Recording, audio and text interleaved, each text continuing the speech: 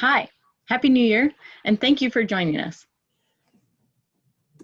My name is Patricia Clyde, and today I will talk about my dissertation research on the occurrence and fate of pharmaceuticals and personal care products in nitrogen-removing biofilters, which I plan to defend in the upcoming spring semester. This talk is part of the monthly seminar series hosted by the New York State Center for Clean Water Technology, which is held on the first Monday of every month. Pharmaceuticals and personal care products, or PPCPs, are a class of organic contaminants which includes prescription drugs like neuroactive compounds, such as antidepressants, also steroids and hormones, such as those commonly found in birth control, and antibiotics like sulfamethoxazole and trimethoprim, which are the active ingredients in Bactrim. They also include over-the-counter drugs, including anti-inflammatory compounds like ibuprofen and acetaminophen, and household products, including surfactants, which are contained in your fabric softeners and hair conditioners, as well as insect repellents like DEET.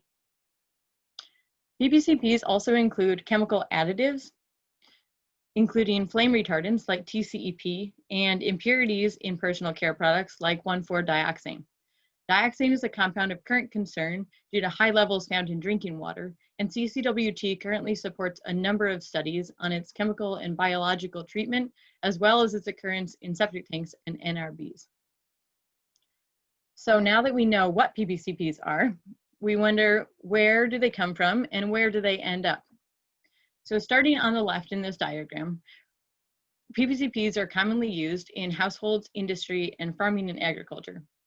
When you take a medicine, often the majority of the active ingredient passes directly through your system completely unchanged. Therefore, the primary source of pharmaceuticals to household waste is excretion. My work focuses on liquid waste, which is delivered either through sewers to a wastewater treatment plant or in unsewered homes is delivered instead to an on-site treatment system. The most common on-site treatment system used is a septic tank. Effluent or treated water from wastewater treatment plants and on-site wastewater treatment systems is the main source of PPCPs to our environment. Effluents are released into surface waters as well as groundwaters, and transport between those two environments is controlled by compound and by environmental properties.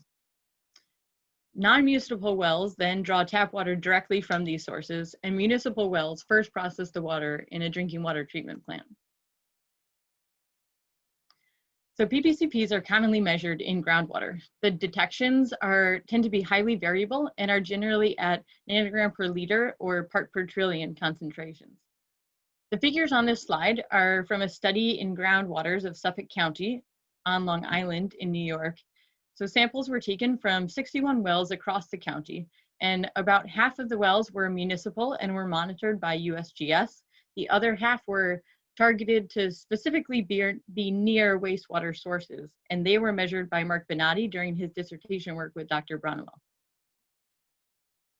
The groundwater concentrations, as you can see in the plot on the right, have quite a bit of variability, and they do tend to stay in the nanogram per liter range. Also, for your comparison, we have data from the USGS study of PPCPs in surface waters across the United States. PPCPs are classified as contaminants of emerging concern. However, they are emerging not because of rapidly increasing or dangerously high levels in the environment, but primarily because improved instrumentation has recently allowed for lower limits of detection. So why do we want to study PPCPs in the environment? Well, one of the first concerns that comes to mind is human exposure via drinking water. Owing to dilution, in the case of regulated pharmaceuticals, minimum daily therapeutic doses are always 1 million or even 1 billion times greater than the intake you have from drinking water, assuming that you drink approximately 3 liters per day. Unlike other organic contaminants used in commerce, pharmaceutical safety has been evaluated on humans since we take them all the time. So the EPA has put a number of pharmaceuticals on their contaminant candidate list, or CCL, and they've done extensive risk assessments in order to determine whether the risks of drinking water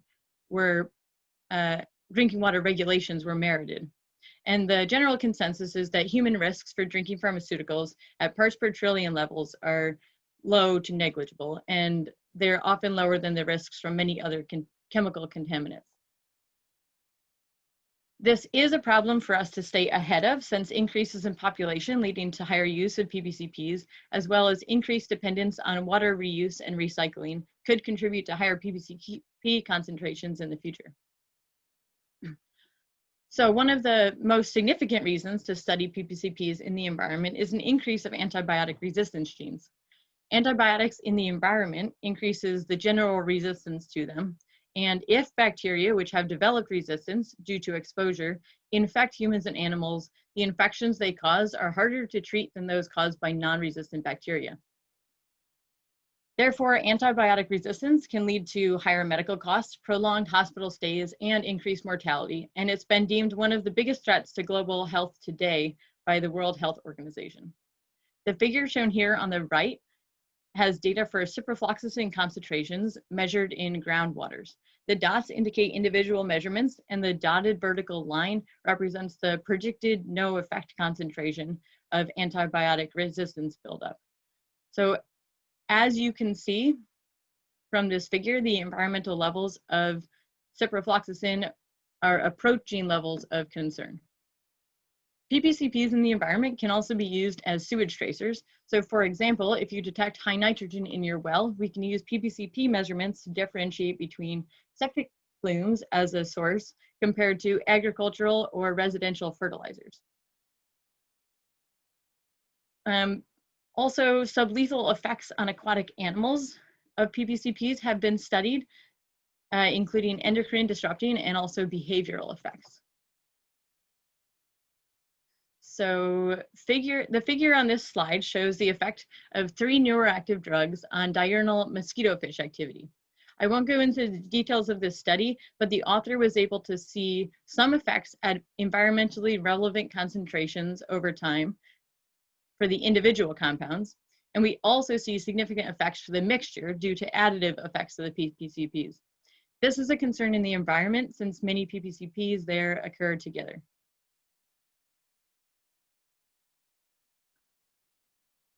So groundwater studies indicate effluent from wastewater treatment plants and septic tanks are primary contributors to PPCPs in the environment.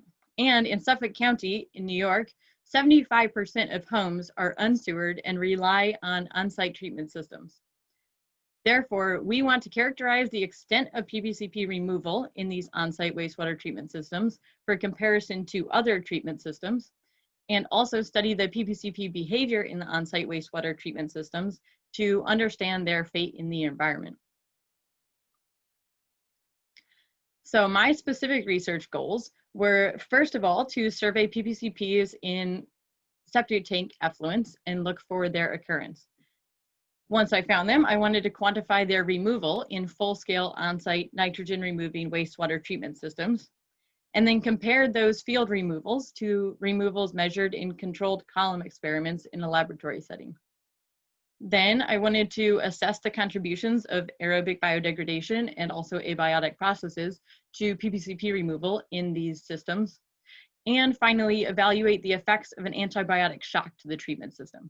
And we will define antibiotic shock later in the talk. To achieve these goals, first I would collect liquid samples, either from full-scale NRBs, an example of which is shown in the top figure here, or from my controlled column experiments. Once I had samples, I transported them to the lab, isolated and concentrated the PPCPs from those liquid samples using solid phase extraction, the setup for which is shown on the right. Finally, I analyzed samples by liquid chromatography coupled to mass spectrometry, and I used a time of flight mass spectrometer for samples near the beginning of my work, but now I have access to a triple quadruple mass spectrometer through CCWT, which is awesome since it greatly improves my detection limits. And that instrument is pictured in the bottom. PPCPs are a diverse group of organic contaminants, and so for my study, I selected this group of 25 compounds. My selection criteria included, I wanted compounds with variable fates in the environment. So some compounds that are more likely removed by absorption, others that are easily biodegraded. I also wanted variable removal efficiencies in wastewater treatment plants, and so a summary of that for the 25 compounds I've chosen is included in the right side of the table. Finally, I wanted compounds that were commonly detected in groundwaters, and so I based this not only on literature studies, but also a proxy that I've included here includes prescriptions per population as a percentage for the prescribed drugs. This data is from 2018 in the United States, and you can see that for the prescription drugs on my list, the percentage of the population taking them is surprisingly high. The specific on-site wastewater treatment systems I studied are called nitrogen removing biofilters, or NRBs. These systems were designed by CCWT for nitrogen removal, and my goal is to determine how PPCPs behave in the same systems. NRBs are in-ground passive filter systems which provide additional treatment after sewage settles in a septic tank. Wastewater is pumped from a septic tank to the top of the NRB and dispersed across the surface by a geomat. After dispersion, the wastewater trickles downward through the system. It first encounters an 18-inch unsaturated zone. This nitrification layer is made up of C33 sand. It's 18 inches deep, and it is kept oxic in order to promote nitrification, which is the first step in nitrogen removal. After that 18-inch layer, the wastewater continues to trickle downward through the NRB and encounters a second 18-inch layer consisting of a 50-50 mix of sand and wood chips. This layer is designed to have very low to no oxygen so that denitrification can occur, which is the second step in nitrogen removal and will fully convert the incoming ammonium to nitrogen gas, which can leave through the surface of the system.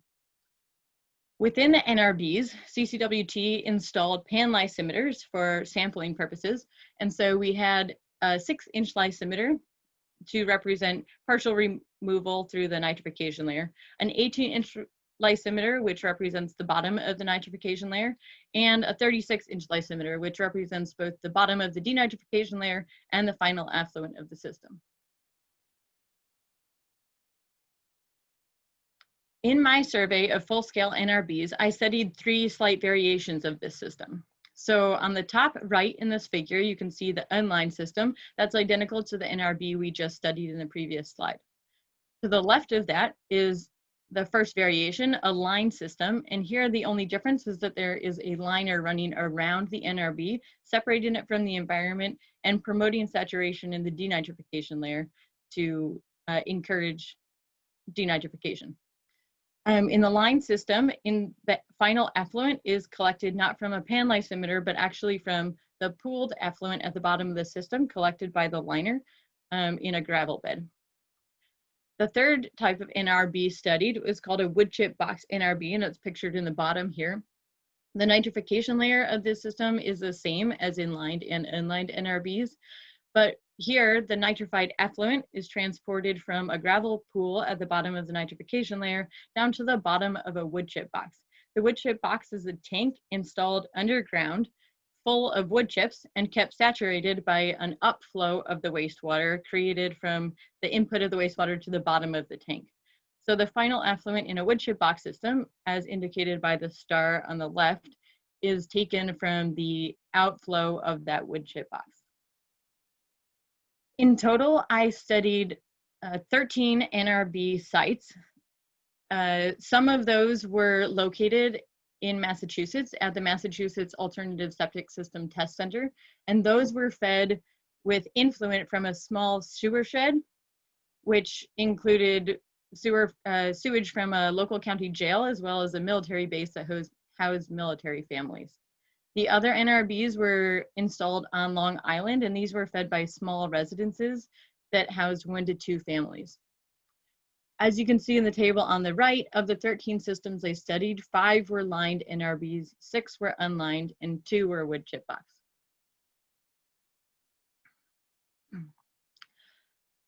So my survey of PPCPs in septic tank effluent at these 13 systems showed that 24 of the 25 analytes were detected in at least one septic tank effluent.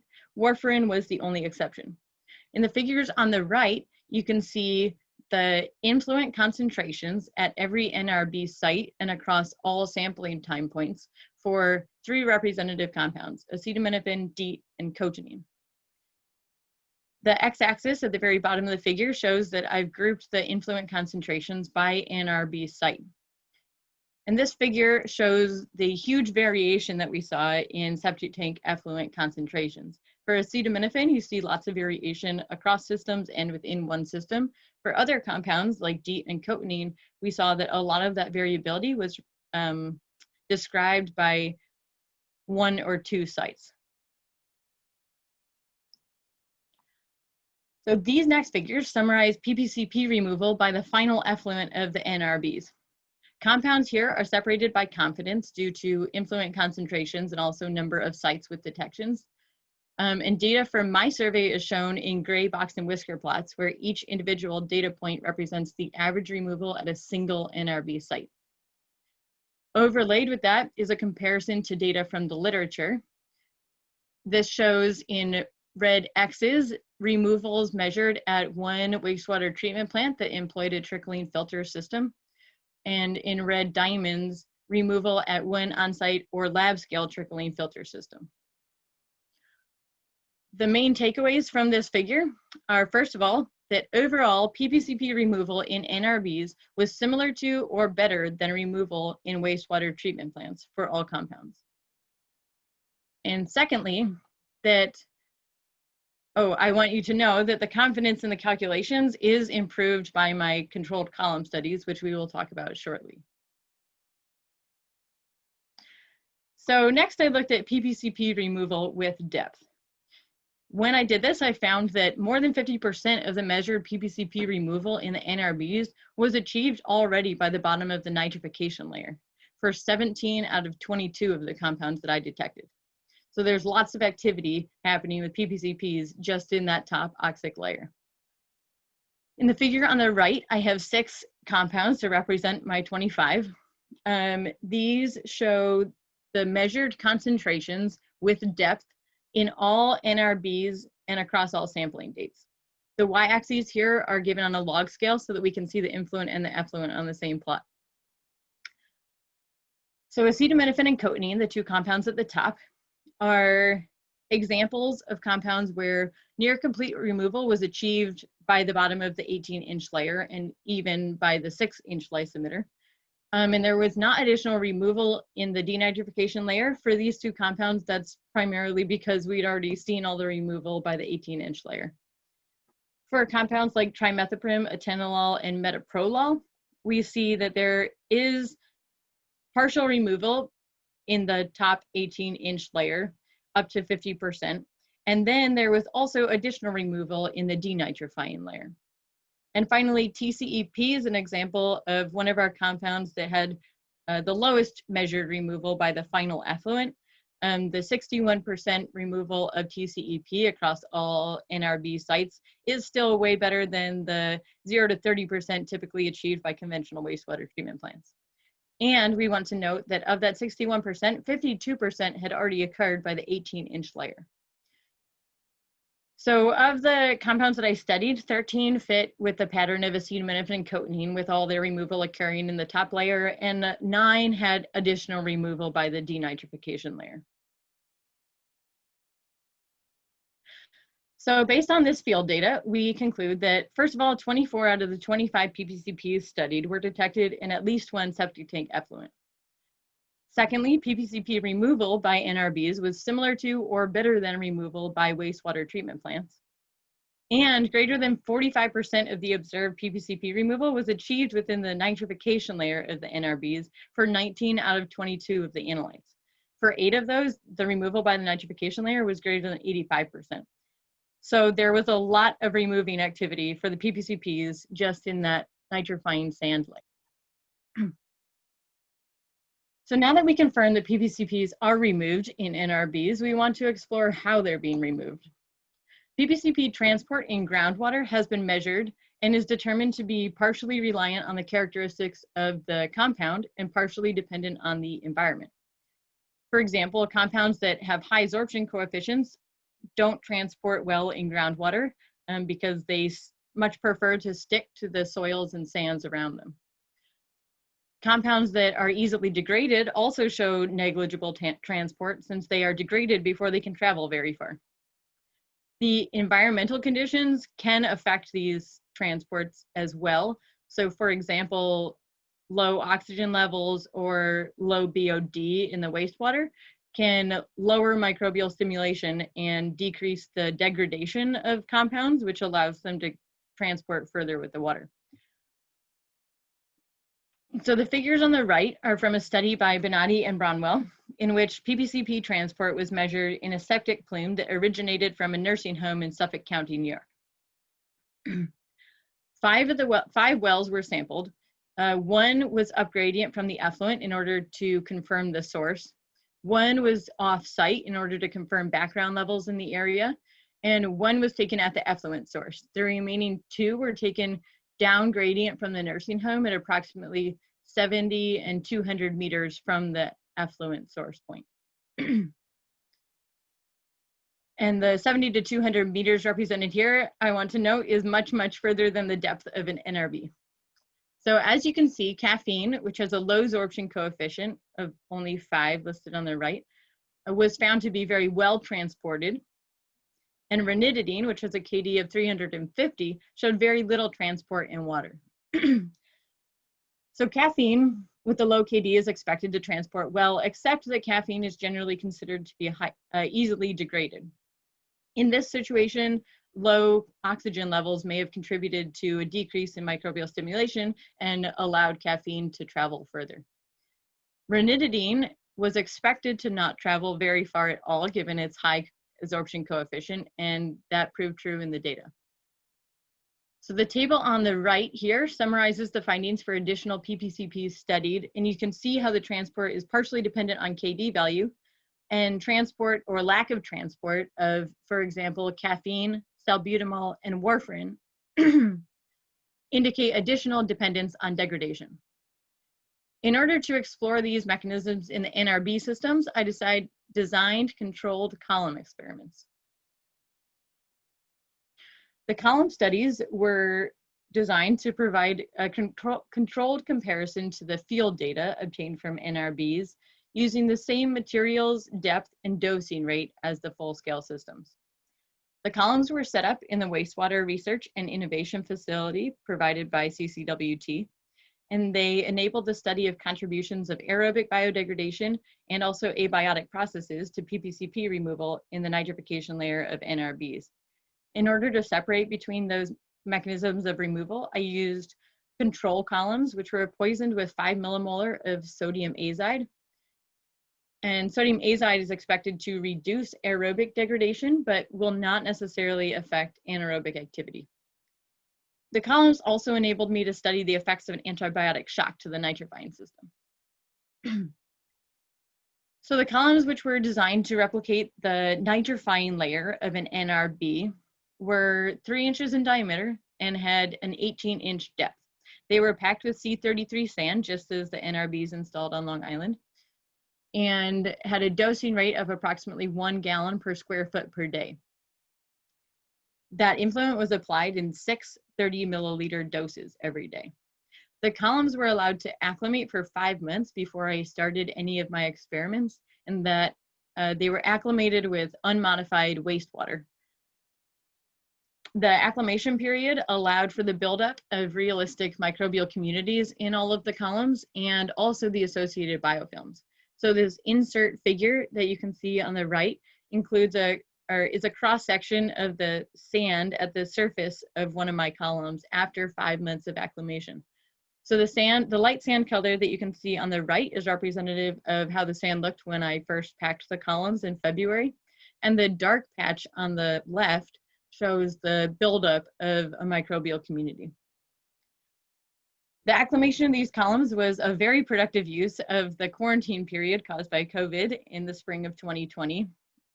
And the extended acclimation time allowed for the buildup of these very realistic microbial communities in the column, and also gave me the the ability to keep running them during this time period meant that I could start the experiments immediately upon the reopening of the lab.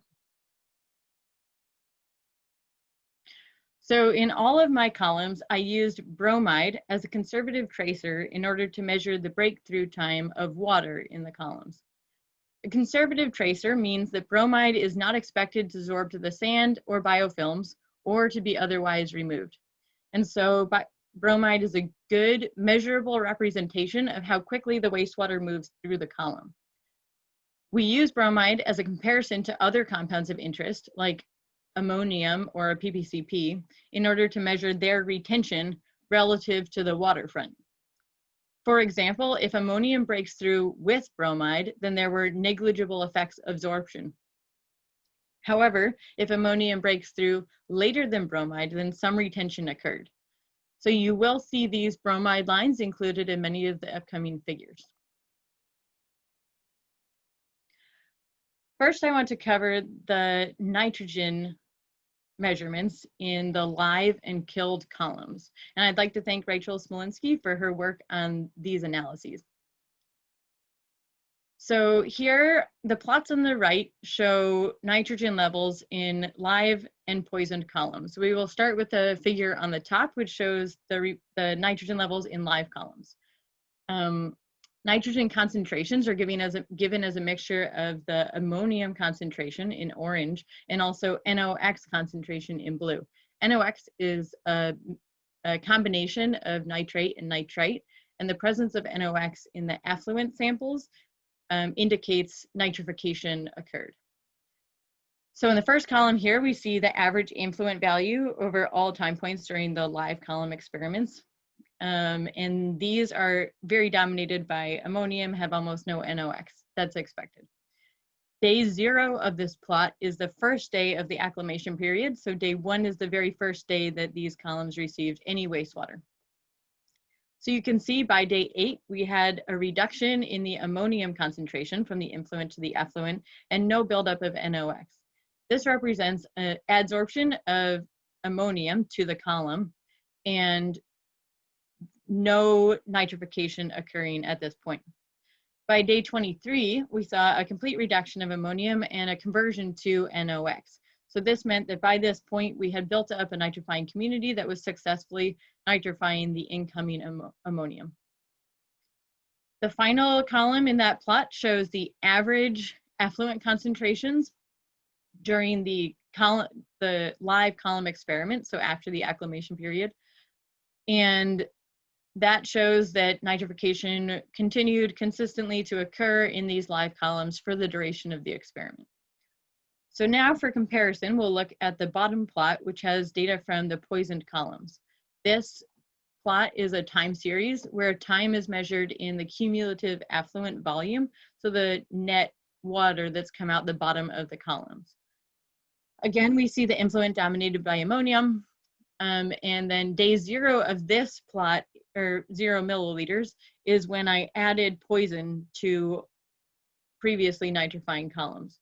So what you can see here is a decrease in NOx in the effluent, which shows that the addition of azide immediately killed off the nitrifying community, and we see the last NOx trickling out the bottom of the column over time. Then after the NOx is completely out of the system, we see a slight delay and then a buildup of ammonium in the effluent.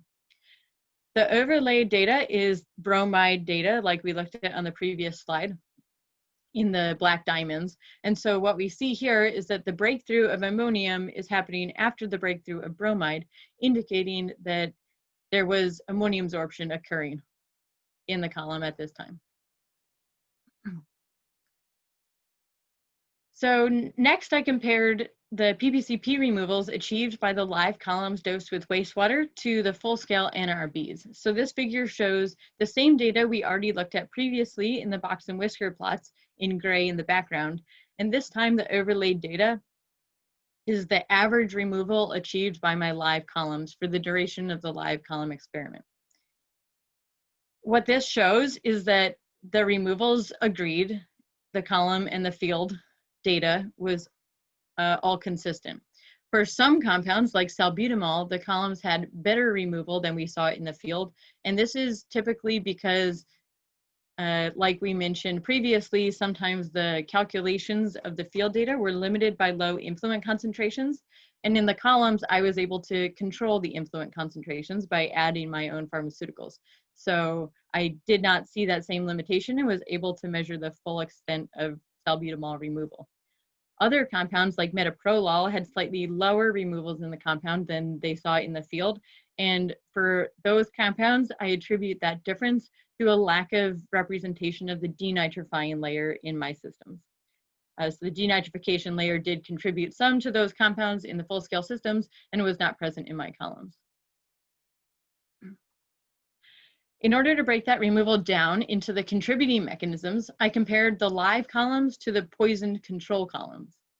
Removal in live columns is expected to be dominated by aerobic biodegradation with potential contribution by additional mechanisms, just like in NRBs in the field. I do expect that aerobic biodegradation will dominate when it does contribute, since it's the most efficient of these mechanisms. So in columns that were poisoned with sodium azide, the aerobic community will be killed, and therefore PPCP removal indicates other mechanisms of removal. Some of those have been widely studied and some of them have been studied very little, but we expect them to be made up of a combination of retardation by sorption, anaerobic bacterial degradation, fungal degradation, and abiotic chemical reactions, one of the most studied of which is Maillard or Browning reaction. In this figure on the right, data for 3 representative PPCPs is given. Red data points represent influent PPCP concentrations. Black data represents effluent PPCP concentrations from live columns, and gray data represents effluent PPCP concentrations from poisoned columns. Blue data shows the bromide breakthrough. The y-axes here are again on a log scale. So poisoned columns were kept in a laboratory fume hood and dosed with synthetic wastewater. Here the data from live column effluents in black is given in the top row of plots for live columns dosed with synthetic wastewater as a direct comparison to the poisoned columns. And in the bottom row, I've included data for live columns that were dosed with real wastewater. The comparison of synthetic and real wastewater columns showed that the live synthetic wastewater columns were a good representation of the field. So TCEP broke through the column approximately with bromide, indicating very little retention and no sorption effects. The poisoned column showed negligible removal of TCEP, suggesting that the abiotic mechanisms and non-aerobic biological degradation did not contribute to TCEP removal. The live columns had approximately 50% TCEP removal, and so we conclude that the removal of this compound in NRBs is primarily due to aerobic biodegradation. This is consistent with our data from the full-scale systems, where almost all of the measured TCEP removal occurred in the upper oxic layer.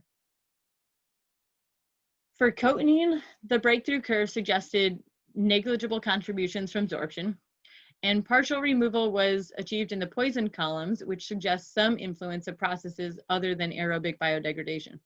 However, the substantially higher removal in the live columns tells us that aerobic biodegradation is dominant in cotinine removal in NRBs.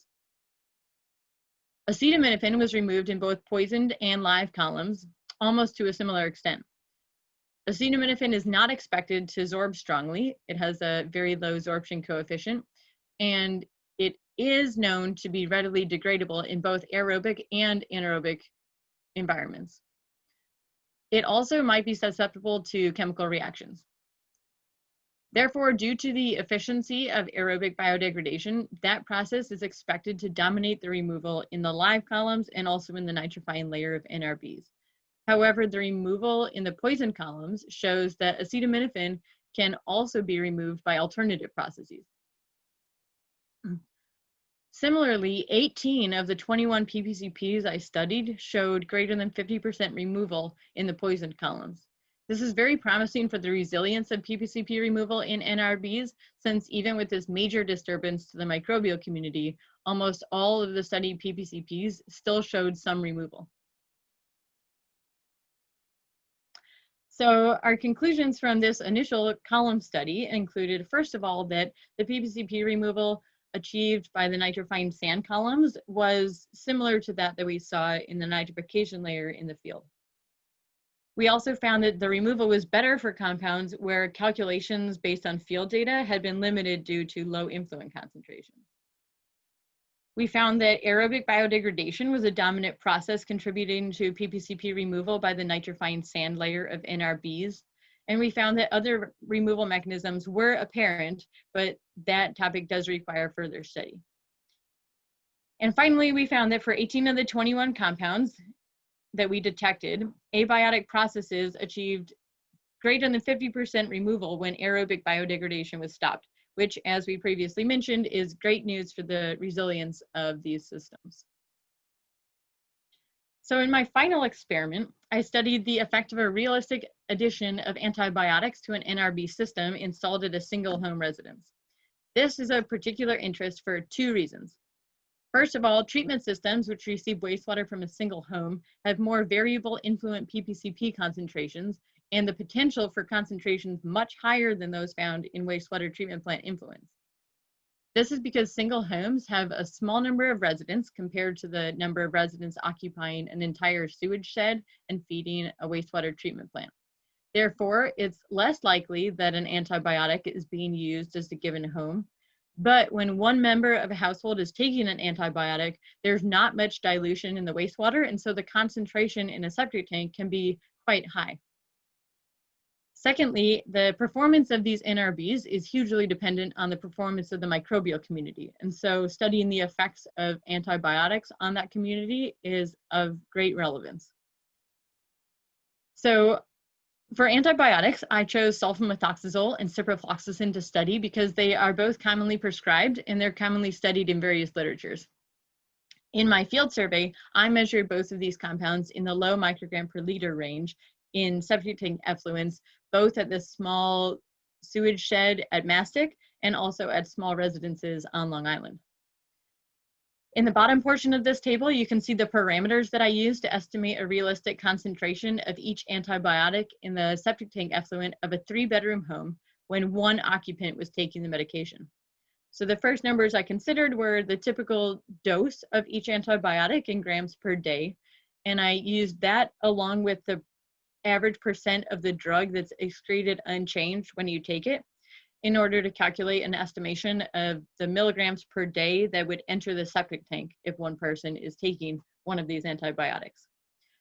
I combined that with the minimum gallons per day entering a septic tank allowed in a 3-bedroom house to estimate the micrograms per liter in a septic tank for both of these compounds. That estimation came out to 163 micrograms per liter of sulfa and 280 micrograms per liter of cipro.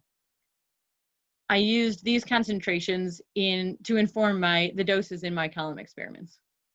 I also used the typical prescription duration, which ranged from 7 to 14 for both of these compounds. So in my column experiments, I dosed the columns with these antibiotics for 10 days. And then after that point, I stopped adding antibiotics to the influent and I allowed the column systems to recover. So here I have figures from my experiments showing sulfa and cipro in the influents and effluents. Influent data is shown in red and effluent data is shown in blue. The bromide breakthroughs are again shown in these plots in blue data. Effluents are black. So here we see that sulfa breaks through just after bromide, showing slight amounts of retention in the columns, and it breaks through to very high levels in the effluent. This confirms for us that those high levels were experienced throughout the column. Cipro, on the other hand, did not break through for the duration of this experiment. That was expected due to very high absorption coefficient of cipro. It makes it unclear how much of the column was exposed to ciprofloxacin. And based on some rough estimations, we would not be surprised if the ciprofloxacin did not make it past the top few centimeters of the column during the experiment. Those top few centimeters, though, have been shown by Dr. Langlois to be the same portion of the column that houses the vast majority of the microbial community involved in nitrification. So first, I want to show you the effects of these antibiotic spikes on nitrification in these sand columns. In these figures on the right, we will start with the figures on the top, which show nitrogen concentrations represented by ammonium in orange and NOx again in blue, in the influent and then in the control and each of the antibiotic treatment columns. Figure A shows an average of the values during the dosing period, so during the 10 days during which the columns were exposed to antibiotics. In the influent, we see a complete domination of ammonium again, and then in the effluents, we see a huge loss of ammonium and a buildup of NOx, indicating that all of the columns are nitrifying. However, we see higher levels of NOx in the control columns than in the antibiotic doses, and those differences were significant as indicated by the asterisks in the figure. This shows that nitrification was inhibited in all of the antibiotic experiments as compared to the control during the dosing period. So now in figure B on the right, we have an average of values from the post-dosing period. So this is after the columns stopped being exposed to antibiotics through the end of the recovery period. Here we see that there were no significant differences and really no differences at all in the NOx levels in the control versus the antibiotic treatments, showing that nitrification recovered quickly and remained consistent for the rest of the experiment. The figure on the bottom contains the same data, but spread out in a time series fashion. So we see the ammonium concentrations in the influent in orange, the NOx concentrations in the control columns, the effluent of the control columns in dark blue, and then the NOx concentrations in the 3 antibiotic columns in light blue. The comparison of the control and antibiotic columns again shows that difference in nitrification during the dosing period. But looking at this time series, we can see the very rapid change from an effect at day 12 to no effect at day 16. So this shows us that immediately after the column stopped being exposed to the antibiotics, nitrification was recovered. And it continued to match the control columns for the rest of the experiment. When I looked at the effects of the same antibiotic doses on PPCP removal, I found that there was no significant decrease in PPCP removal for any of the analytes I studied in any of the antibiotic treatments. These figures show all of the measured effluent concentrations for 3 representative compounds during 3 time periods. So the first group of box and whiskers shows effluent concentrations during the pre-dosing period. This is data from the live column experiments when there was no addition of high-level antibiotics. The second group of box and whiskers shows effluent data from during the dosing period when the columns were exposed. This shows data for the control columns as well as the 3 antibiotic treatments. And similarly, the last group of box and whiskers shows data from the post-dosing time period, so during the recovery of the columns after exposure. As you can see here, we see no difference between the effluents in the control columns versus the effluents in the antibiotic treatment columns for any of these compounds. These compounds were chosen as representations of compound acetaminophen that is very well removed in the columns, a compound warfarin, which has more intermediate removal, and then TCEP, which had one of the lower removals in our experiment. So the conclusions from this antibiotic study included First of all, that the addition of a realistic dose of sulfa or Cipro can inhibit nitrification in the sand layer of an NRB. However, the columns are very resilient to the antibiotics and recovered immediately. We also found that ammonium adsorption may prevent an increase in effluent nitrogen during this period of inhibition, which is great. And finally, we found that the addition of a realistic dose of sulfa or Cipro will not decrease PPCP removal in the sand layer of an NRB.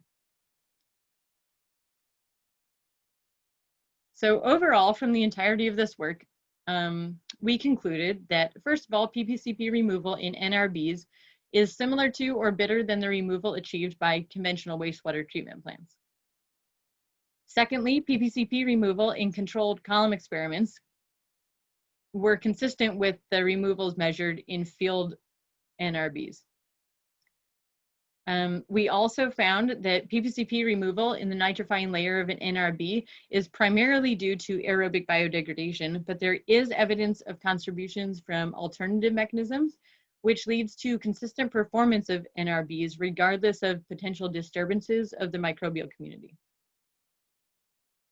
And in the final experiment, we found that a realistic antibiotic shock to an NRB system can cause inhibition of the nitrifying activity. And the same realistic shock does not affect PPCP removal, potentially due to the same resilience that was measured in the poison columns.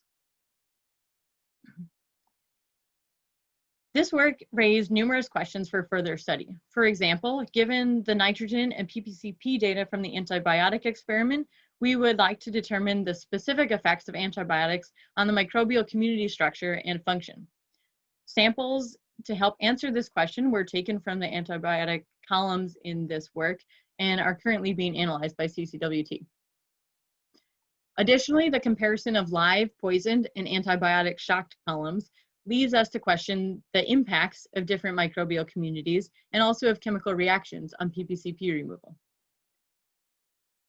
Also, there are literature studies showing the protective nature of biofilms against toxic shocks to microbial communities. And so we would love to explore the role of protected biofilms in the demonstrated resilience of NRBs to antibiotic shocks, and to determine if the biofilms in these systems make NRBs more resilient than conventional batch systems. I would like to thank my advisors, Dr. Bruce Brownwell, Dr. Roy Price, and Dr. Arjun Venkatesan for all of their time, advice, feedback, and support for this presentation and for the entirety of my research here. I'd also like to thank the New York Center for Clean Water Technology and the director, Dr. Christopher Gobler, for funding this work. I'd like to thank Frank Russo for all of his assistance and also for helping my columns be maintained during the quarantine period. Dr. Stuart Wah for his support of this research, Dr. Chengxuan Li and Rachel Smolinski for their assistance with analyses in this study, and also the rest of the CCW team for all of their help with sampling and also mental support. I'd like to thank Stony Brook University and the School of Marine and Atmospheric Sciences for supporting my studies, and also George Hufelder at the Massachusetts Alternative Septic System Test Center for enabling us to install the first NRBs and help sample from them. Thank you for listening, and I am now excited to answer any questions that you have on this presentation.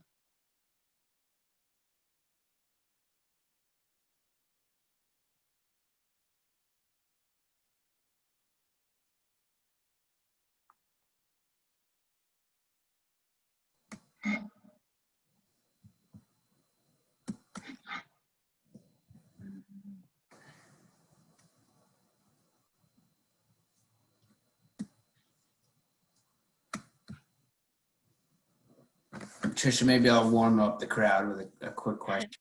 Yes. Presentation, very well done. Thank you. Great way to represent the center.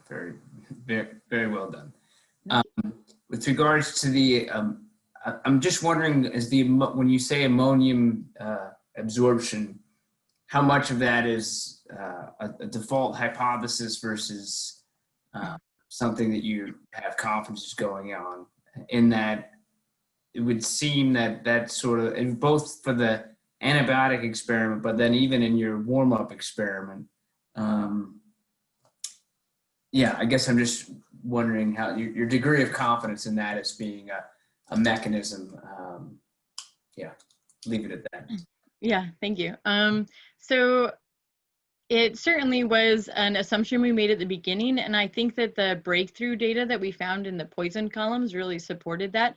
So in that case, we saw still a decrease in ammonium when nitrification had clearly stopped and there was no NOx being produced. But then the breakthrough of ammonium indicated that that was due to absorption of ammonium to the columns. And we think that, so there was ammonium absorption at the beginning of the acclimation period. And then when nitrification kicks in, that lowers the ammonium concentration in the aqueous phase of the columns, which then also lowers the level of ammonium absorbed to the sands. And the buildup of biofilms can also contribute to absorption sites. So then when we later poisoned the columns or added antibiotics, then there was increased the concentration of ammonium in the aqueous phase, thereby also increasing the potential for absorption in the column. So I think that, yeah, the breakthrough curves really added confidence to that theory. Okay, thank you. Thank you. So I have a few questions in the chat. The first was why I chose acetaminophen and cotinine. I'm not sure if that means, so I chose them in the first figure as just clean examples of the pattern of high removal by the very early portion of the NRB. So both of those compounds were well removed by even the 6-inch lysimeter. That was also true of a number of other compounds like caffeine and also nicotine, which is actually related to cotinine, since cotinine is a human metabolite of nicotine. So those were chosen just as representative samples, and for the study in general, they were chosen as compounds that were likely to have very high occurrence due to high use. I hope that answers the question. If not, you can feel free to ask more. Oh, another question asked if there are still 14 NRBs installed in Suffolk County, or if more have been installed in the latter part of 2020. That's actually a good question. So since I started my column work and we paused sampling due to the shutdown and COVID, I have not been back in the field. And so that might be a better question for Caitlin or Stuart. But I think not a huge increase in the number of NRBs, at least that we're sampling. We've had a few go in this fall, at least 3, and we've got 5 more that are due to go in the coming, we expect in the next couple of months or so. Nice.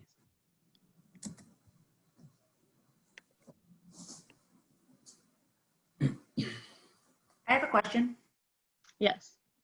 Yeah, super interesting talk. You have some really interesting data. So I was wondering, on your third conclusion, you were talking about kind of how, you know, even once you poison the columns, you're still seeing a similar amount of loss for some compounds due to other loss processes. Mm-hmm. So I guess I was wondering, you know, why you wouldn't see reduced loss. So do you think there are competitive loss processes going on rather than additive?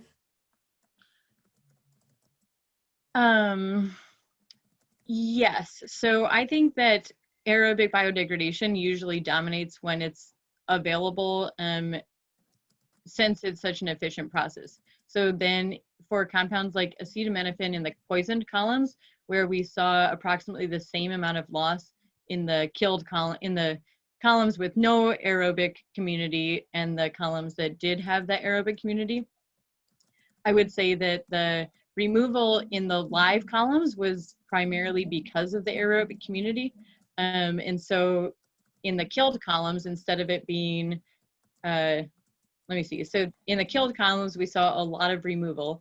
And I think that there were separate processes going on there that maybe don't have the chance to dominate in the live columns, since the aerobic community already removed all of the acetaminophen.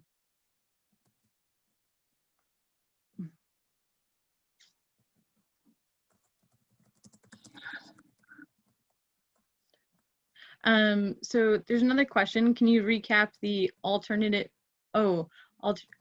removal mechanisms that were identified in this study, particularly abiotic ones? So abiotic ones, we think that for most of these compounds, there's going to be little effect of absorption due to their absorption coefficients. So another one which has not been very well studied in terms of pharmaceutical transport is chemical reactions with the materials already in the column. And so for those are still rough hypotheses that I will be briefly exploring in my dissertation and definitely need further work.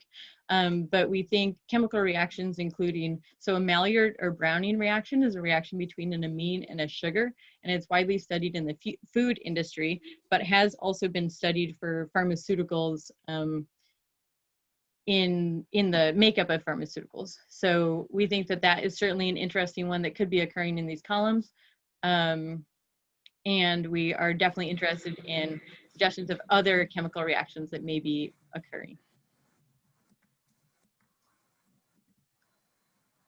Hey, Tricia, great talk. This is Arjun. Hi, thank you. A quick follow-up question. So you did mention about the sorption coefficient being very low for these compounds, and you do not expect them to absorb well. Mm-hmm. So I know the answer, but I'm going to just ask this question so that you can clarify for the other listeners here. So ciprofloxacin has very poor sorption coefficient, but your results show excellent absorption to your sand columns. So can you think of why that could be another abiotic process, and can you give us a reason why you think that's happening? So the absorption of ciprofloxacin is pH dependent. And so at low pHs, it will not absorb strongly at all, but at the pHs that are present in these systems and in my columns, it has a very high absorption coefficient actually, and is expected to stick very strongly. And I think the other compound that I studied that had a high absorption coefficient similar to ciprofloxacin was fluoxetine. Okay, thank you. So the point here was there are many ionic compounds, and even though they have poor absorption coefficient, electrostatic absorption could be another abiotic mechanism for retention in the columns, right? Mm-hmm. Yeah. Yes, and I also expect biofilms to provide slight increases in absorption capabilities of the column over just the sand. Tricia, a quick follow-up to that. So in the killed columns, you see that you still have that fairly good removal. Do you have any sort of comparison with fresh sand columns on that type of removal? Yes, so for the killed columns, I showed 2 gray lines in those plots. I could go back to, but for now I won't. So the first one represented columns that were acclimated with sewage and then poisoned. And that was done in order to help build up a biofilm and a community, and then just kill off the aerobic community. The other set of poisoned columns were poisoned immediately after packing. So they were dry sand, and then I added sodium azide, and that was done to help not have biofilms contributing to absorption or any other mechanisms, and also have more of an abiotic control, since the sodium azide will mostly kill off the aerobic community in the columns. So that was done, and for the most part, the results were similar, indicating not a large impact of the biofilms. The sand is expected to have some community when I pack the columns, so I think that there still could be some other biodegradation going on that's not aerobic, even in the clean sand columns. Great, thank you. Mm-hmm.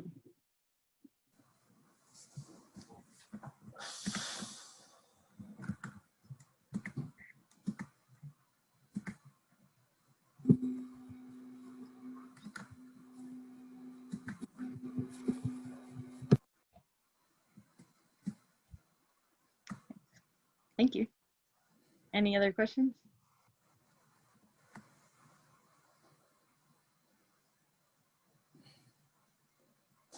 There might be one in the chat. Did you get the one about the alternative removal mechanisms there, Patricia? Yeah, I think I covered that one. Okay. And Chris said thanks, so. Yeah, thank you. Oh, okay, one more. Will I or is anyone going to study the role of protective biofilms in the resilience of NRB to antibiotics? I will not do that as I am hoping to graduate in the upcoming semester and do not have time to add that to my dissertation. But I do think that that is a very interesting question for the center. And I know Bruce is very interested in that. And so I do hope that that will be a topic of study for a future student. Something that Rachel's been thinking about.